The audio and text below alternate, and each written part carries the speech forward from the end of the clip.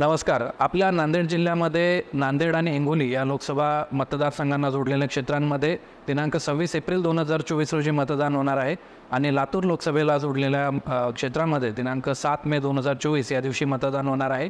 मतदान ओळखपत्र किंवा एपिक कार्ड हे जर आपल्याकडे नसेल तर त्याला 12 वेगवेगळे पर्यायसुद्धा माननीय भारत निवडणूक आयोगाने दिलेले आहेत.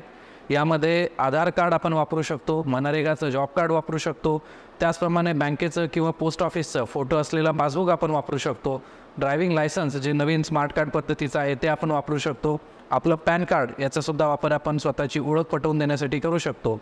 त्याचप्रमाणे जर आपला भारत सरकारचा पासपोर्ट असेल त्याचासुद्धा वापर होऊ शकतो.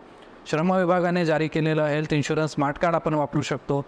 ज्या लोकांकडे NPRचं स्मार्ट कार्ड आहे त्यांना ते वापरता येईल. शासकीय अधिकारी कर्मचारी यांच्यासाठी त्यांच्या शासकीय कार्यालयाचं आय कार्ड वापरता येईल. लोकप्रतिनिधींना एक विशिष्ट आय कार्ड मिळत असतं ते सुद्धा त्यांना वापरता येईल. पेन्शनर्स असतील त्यांना त्यांचं पेन्शनचं फोटो ID कार्ड वापरता येईल आणि याशिवाय जे दिव्यांग बांधव आहेत त्यांना त्यांचं UDID कार्ड वापरता येईल. एकूण सांगायचा उद्देश आहे की जर आपल्याकडे एपिक कार्ड नसेल तरीसुद्धा हे वेगवेगळे कार्ड वापरून आपण स्वतःची ओळख पटवून देऊ शकतो आणि मतदान करू शकतो.